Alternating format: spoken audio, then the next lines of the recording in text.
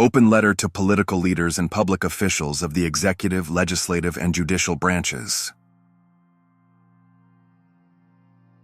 In mid-2015, an open letter was sent to all those individuals and officials in different countries within the political and religious field, so that they would be aware of this important message from Christ Lisbeth. This letter was a caution so that they lend their ears to the words of exhortation from Christ herself, because all people who hold positions of power, whether political or religious, need to understand that Christ Lisbeth has come to save humanity from destruction and death. And it is precisely by occupying those high-ranking positions that people are destroyed quicker, since they don't have the wisdom of heaven that Christ Lisbeth grants to the righteous who are made perfect in her eternal holiness.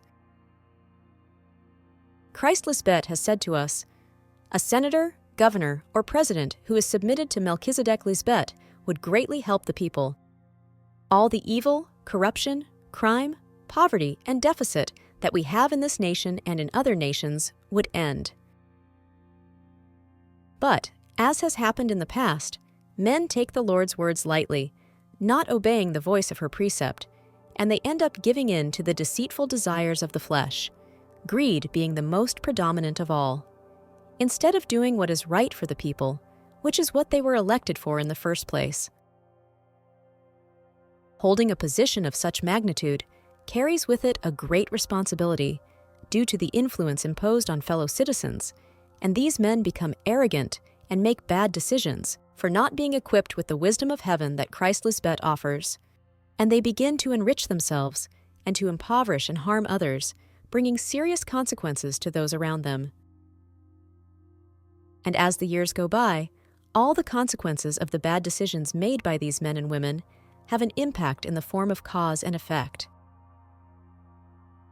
For not knowing how to handle the power and authority that they acquire through their own will, it goes to their heads, and they don't know how to be humble enough to stop what they're doing and correct themselves, or to step aside so that others can do the good that they could not, in order to avoid causing more destruction and harm to other people.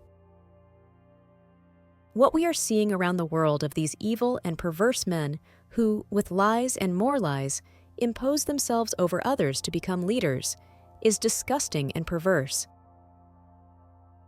They think that by lying, they can mask the appalling vileness they hide in their minds and which they commit behind closed doors.